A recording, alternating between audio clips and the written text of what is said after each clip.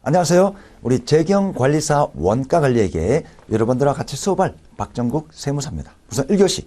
1교시에는 재경관리사 원가관리에게 어떤 시험, 패턴, 그 다음에 계산문제, 이론문제, 비중, 그 다음에 우리가 수업 시간에 진행하는 어떤 학습 방법에 대해서 간략하게 설명을 드리겠습니다. 우선 재경관리사 원가관리에게 시험 문제는 계산문제와 이론문제로 나누어져 있는데요. 계산 문제가 약 55%에서 60% 정도. 그 다음 이론 문제가 40에서 45%. 원가 관리학이라고 해서 전부 다 계산 문제만 출제되는 건 아닙니다. 이론 문제의 비중도 상당하죠. 거의 40, 45%.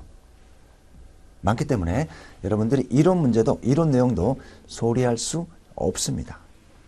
자, 그 다음, 우리 원가 관리학의 수업 방식은, 핵심, EPS 코리아 핵심 교재 위주로 수업을 할 겁니다. 핵심 교재 위주로 수업할 거고요. 그 다음 필요한 부분은 3일 정규 교재 통해서 보충 학습을 할 겁니다. 항상 제가 수업 시간에 강조하는데요. 학문을 위한 공부와 시험을 위한 공부는 다릅니다. 물론 많은 시간을 투자하고요. 천천히 공부하고 심도 있게 공부하면 합격은 할 겁니다. 근데 시간이 많이 걸리겠죠. 우리가 시험의 목적은 최단 기간에 효율적으로 빨리 합격하는 겁니다. 합격 빨리 하고요. 학문을 위한 공부는 천천히 하셔도 관계없습니다. 시험을 위한 공부는 그 목적에 맞게 최단 기간에 효율적으로 빨리 합격하는 게 여러분들 목표입니다. 그래서 3일 교재, 재경관리 3일 교재 전체를 보시면 굉장히 두꺼워요. 양도 많고요. 근데 이 많은 양에서 시험에 나눈 부분은 딱 정해져 있습니다. 이 전체를 공부하실 필요는 없다는 겁니다. 근데 그래서 우리가 EPS 코리아 핵심 교재에서는 3일 교재 내용 중에 가장 중요하고 시험에 자주 나왔고 앞으로도 계속 나올 만한 부분을 압축 요약 정리했습니다. 약 한 4분의 1 수준으로 실제 시험 합격하는 데는 EPS 코리아 우리 재경관리사 핵심 교재만 보시더라도 여러분들 충분합니다. 충분합니다. 문제 은행식이고요. 계속 반복적으로 나오는 그런 어떤 시험 형식이고요. 새로운 유형의 문제는 한 두세 문제. 근데 그 두세 문제가 합격 당락에 영향을 미치지는 않습니다. 그래서 핵심 재경관리사 EPS 코리아 이 교재에 있는 내용을 계속 반복적으로 한 3회독 정도, 최단 기간에 3회독 정도 하시면 여러분들이 시험 합격하는 데는 어려움이 없을 겁니다. 그래서 학문을 위한 공부와 시험 합격 공부를 위한 방법은 다르다는 거. 최단 기간에 합격을 하고요. 합격 후에 3일 교재를 통해서 천천히 여러분들이 학문을 심도 있게 공부하시면 되겠습니다. 자, 수업 방식은 우선 핵심 교재로만 우리가 수업을 할 겁니다. 이론, PPT 통해서 또는 판서 통해서 각 파트마다 핵심 이론 내용을 정리할 거고요. 그 다음 예제, 가장 기본적인 정형화된 계산 예제. 세 번째로 OX 문제를 풀 겁니다. 지금까지 과거에 많이 나왔던 기출, 유형들을 분석해서 OX 문제로 정리했습니다. 그래서 OX 문제만 여러분들이 충분하게 반복해서 풀어보시면 이 이론 문제에 40% 이상 획득하는데 어렵지 않을 겁니다. 마지막으로 연습 문제. 각 파트마다 중요하고 정형화된 연습 문제, 이론 문제, 계산 문제 수업을 할 겁니다.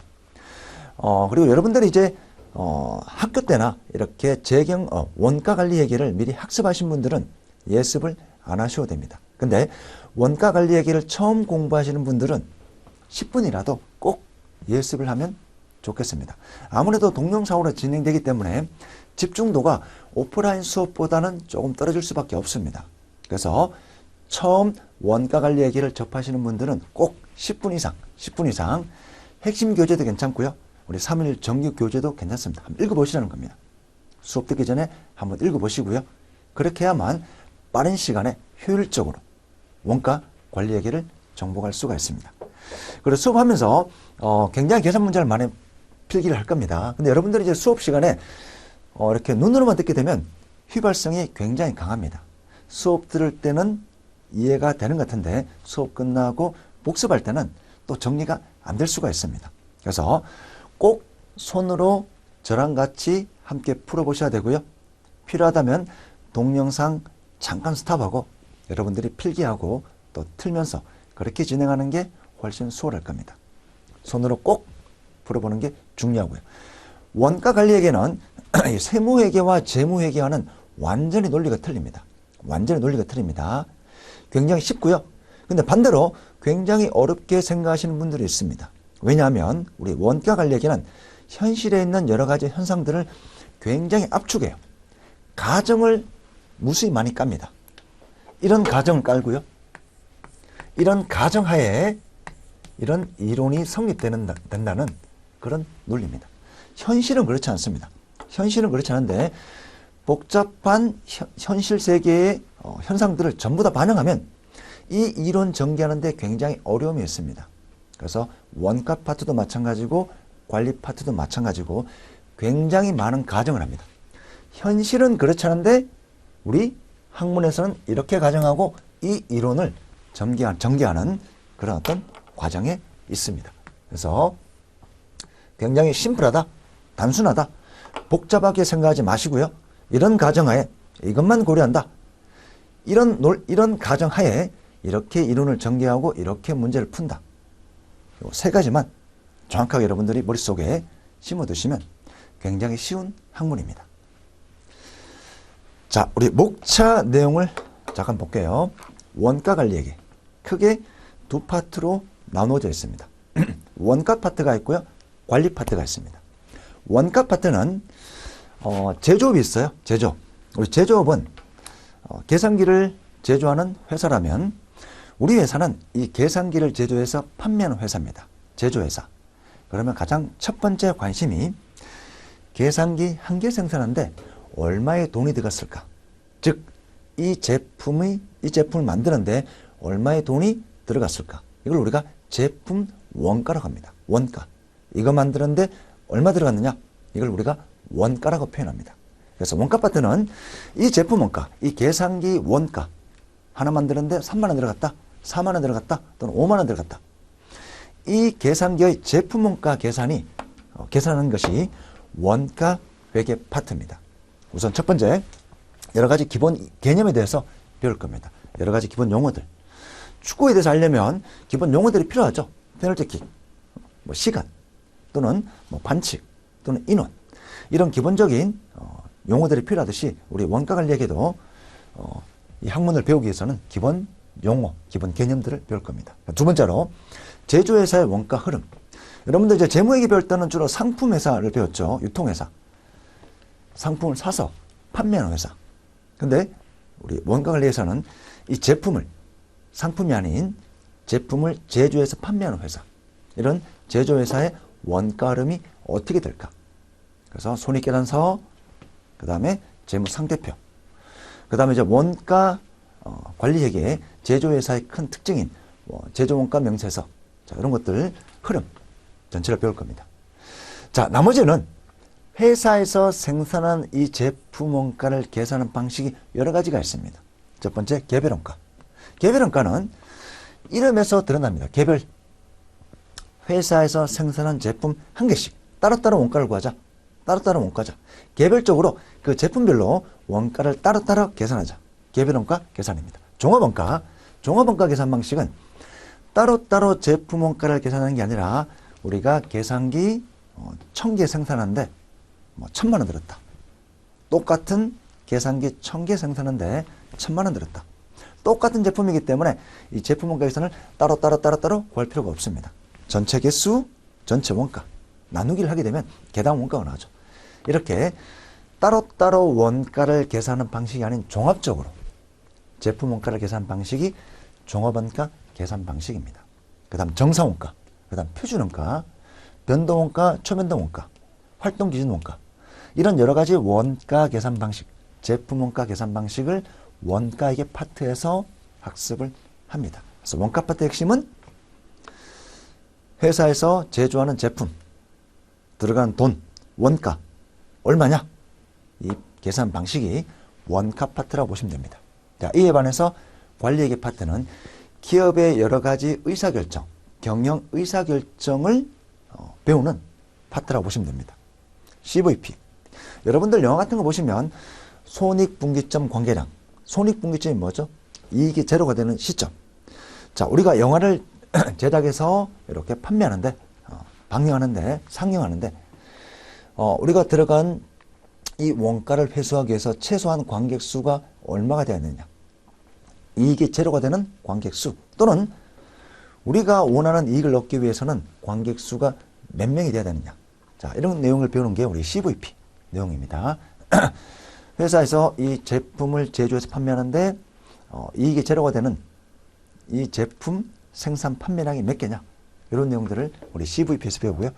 그 다음 여러 가지 책임에게 성과평가, 종업원들 성과평가, 이익으로 회사 이익이 얼마가 되면 종업원에게 뭐 PS 성과금을 몇 프로 주겠다. 자, 이런 내용들 성과평가하는데 뭐 투자수익률법, 자녀이법 여러 가지 툴을 배우게 됩니다. 책임에게 성과평가라고요. 그 다음 여러 가지 기업에서 의사결정을 할 수가 있습니다. 단기 의사결정, 장기 의사결정. 단기 의사결정은 주로 단기간 일하는 거. 특정 회사에서 우리 회사에 이런 제품 1000개를 만들어서 공급해달라. 개당 뭐 2,000원 주겠다. 이런 제안이 들었을 때 우리가 그 제안을 수락할지 거부할지 의사결정을 해야 되겠죠. 우리 회사에 이익이 되는지 또는 우리 회사에 손실이 되는지 그런 단기간의 의사결정 여러 가지 내용들이 있고요. 장기 의사결정은 주로 시간이 오래 걸려요. 예를 들어 공장을 신설해요. 해외 또는 국내 공장을 신설하는데 과연 이 공장을 신설하는 게 우리 회사에 도움이 될지 우리 회사 이익에 도움이 될지 도움이 안 될지 이런 장기간의 시간이 소요되는 그런 의사결정을 장기 의사결정에서 배웁니다. 그 다음 여러 가지 어떤 제품의 가격 결정, 대체 가격 결정 이런 내용들이 있고요. 그 다음 최신 관리회계, 최근에 나온 여러 가지 관리회계 이론들, 내용들을 배우게 됩니다. 자, 크게 원가 관리회계는 두 파트, 제품 원가 계산 그리고 경영 의사결정, 경영 의사결정 파트, 관리회계 이렇게 나눌 수가 있습니다. 자, 뒤에서 배우고 있지만 현실에서는 최근에는 이런 원가관리회계라는 표현을 쓰는데 사실은 같은 용어로 쓰기도 합니다. 이 전체를 관리회계다 이렇게 표현을 쓰기도 합니다. 굳이 나누자면 원가회계 파트, 관리회계 파트를 나눌 수가 있지만 최근에는 이 전체를 관리회계 파트라고 부르기도 합니다. 뒤쪽에서 학습을 하겠습니다. 자, 원가관리회계 가정인데요. 우리가 앞으로 배우는 내용에 대한 학문에 대한 논리가 어떤 것들이 있는지 간략하게 제가 보겠습니다. 원가계 파트는 이런 논리가 밑바탕에 깔려 있습니다. 자, 술값 배분 논리인데요. 하나 가정을 해볼게요. 자, 첫 번째 사례. 친구 2명이 맥주를 먹었는데 10만 원 나왔어요. 자, 안주 이런 건 없다라고 가정합니다. 현실은 있지만 우리 학문에서는 없다라고 가정합니다. 오직 술만 먹었고요. 친구 2명이 먹었습니다. 자, 맥주값이 10만 원 나왔어요. 이 10만 원을 이 친구 2명 A와 B에 어떻게 나눌까? 이걸 우리가 원가 배분이라고 부르고 있습니다. 자, 예를 들면 여러 가지 배분한 방식이 있지만 술잔으로 배분하는 게 가장 합리적이겠죠. 자, 술잔 한 잔 먹는데 꽉 채워서 먹었다라고 가정을 합니다. 꽉 채워서 먹었다라고 가정을 하고요. 예를 들어 A가 뭐 한 14잔을 먹었고요. B가 6잔을 먹었습니다. 자, 그럼 전체 비율을 보면 여기가 30%고요. 여기가 70%겠죠. 네. 30%, 70%. 네. 30%, 70%. 자, 20잔 중에 6잔이니까 30%가 나오죠. 30%. 그렇게 해서 이 술값을 이렇게 나누자는 겁니다. 여기 7만 원. 여기 3만 원. A와 B가 제품이라고 가정한다면 자, 이렇게 술값을 나누는 그런 나누는 것을 배우는 파트가 원가 파트라고 보시면 되겠습니다. 원가 파트. 자, 다른 거는 무시. 술을 먹었는데 꽉 차게 한 잔씩 먹었다. 근데 술잔이 14잔, 6잔 나왔다. 그럼 합리적으로 이 술잔 수에 따라 술값이 나오는 거니까 14대 6, 즉 70%, 30%로 배분하자. 이런 방식이 우리 원가 회계 논리입니다. 자, 사례 두 번째는 좀 더 이제 깊게 가는 겁니다. 1차, 2차, 3차, 4차. 4차까지 먹었어요. 자, 1차에서는 A가 7잔, B가 3잔.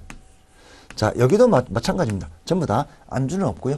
오직 술값, 술량에 따라서 술값이 발생했다고 가정합니다.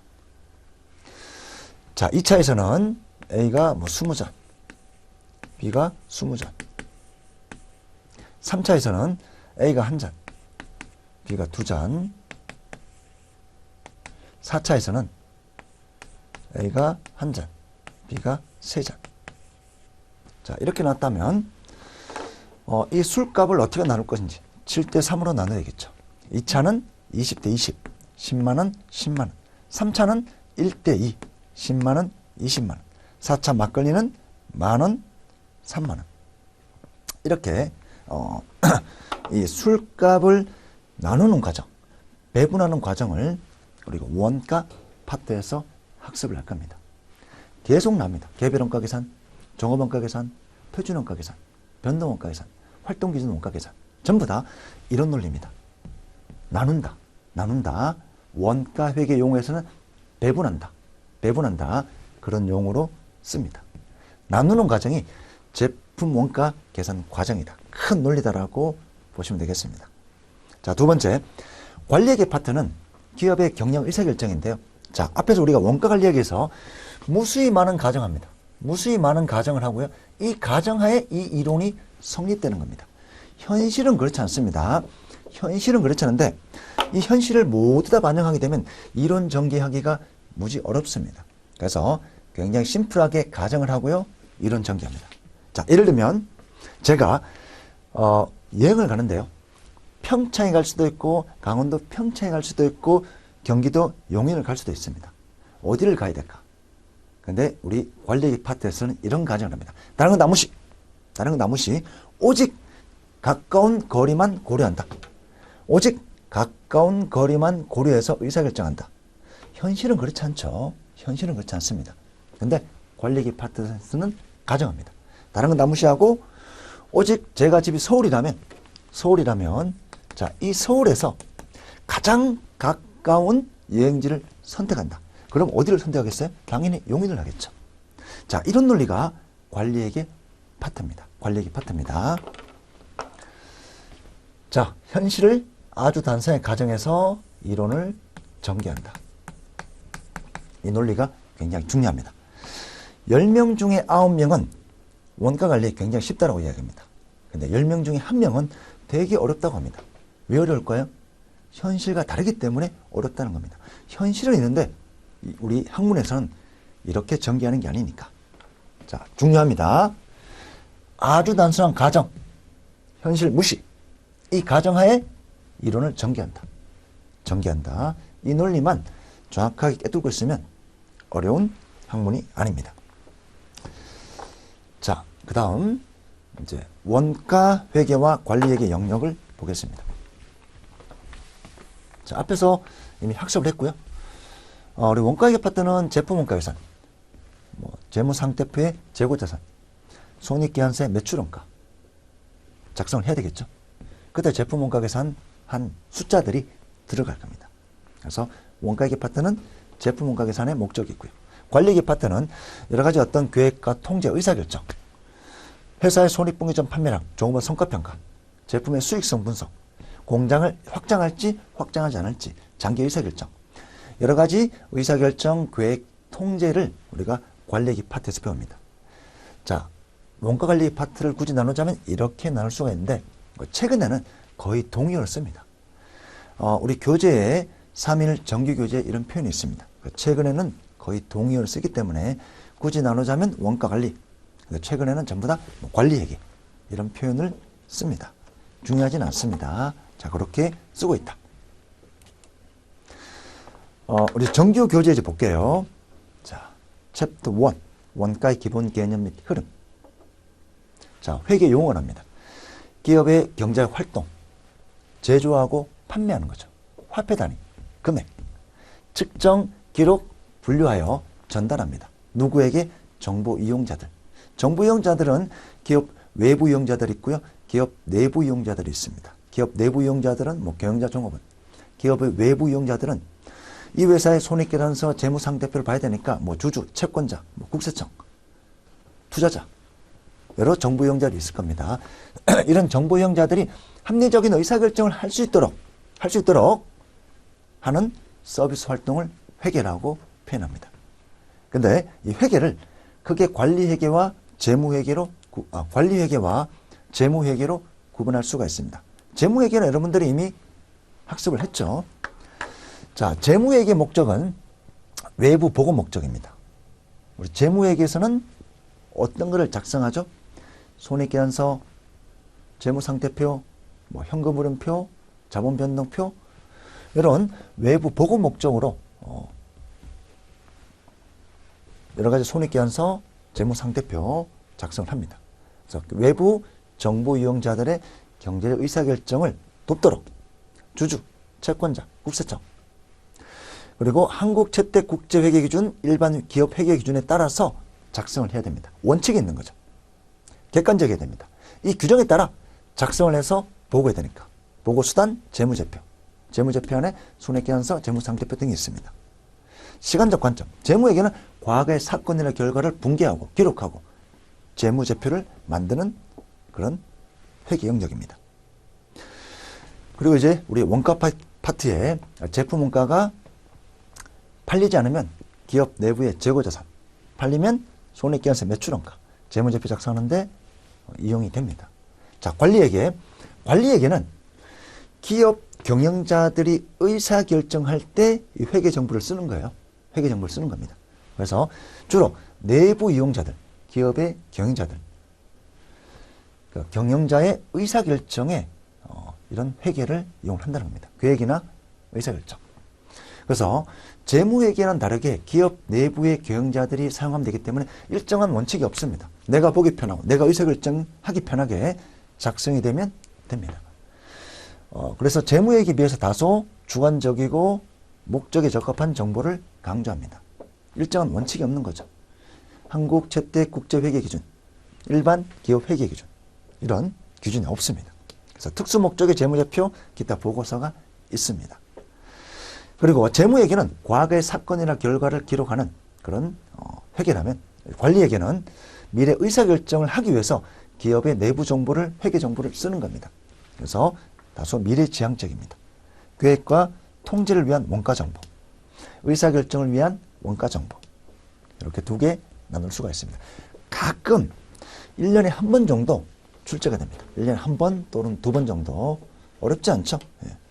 재무회계, 관리회계, 외부보고, 원칙, 객관적, 과거지향적, 관리회계, 내부 경영자, 의사결정, 종업원 성과평가, 공장 확장, 단계 의사결정, 미래지향적, 원칙 없고요.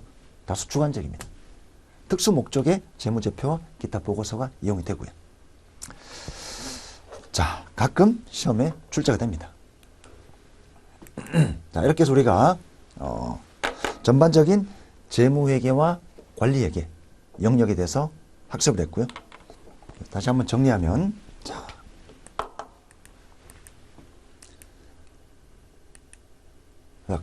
이론 문제가 굉장히 많다는 거, 핵심 교재, OX 문제 잘 정리해야 된다는 거, 그 다음에 정형화된 계산 문제가 정해져 있습니다. 새로운 유형의 계산 문제는 두세 문제밖에 안 나옵니다. 그래서 정형화된 문제가 계속 반복적으로 출제가 되기 때문에 우리 핵심 교재의 내용을 두 번, 세 번 빨리 정확하게 푸는 연습을 해야 됩니다. 자, 원가 파트, 관리회계 파트 나눌 수가 있습니다.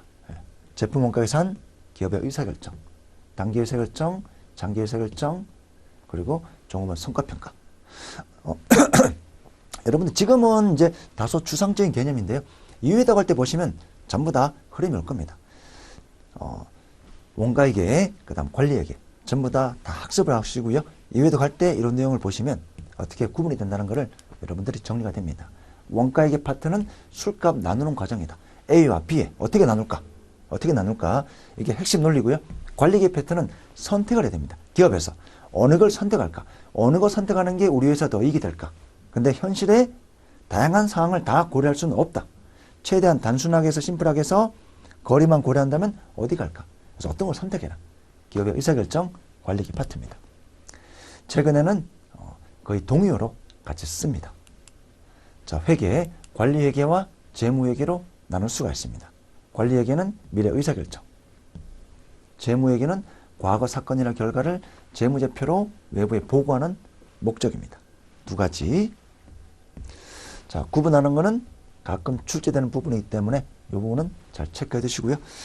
자, 1교시 우리 오리엔테이션 간략하게 이 정도 하고요. 이제 2교시부터 본격적으로 원가의 기본 용어부터 출발하겠습니다.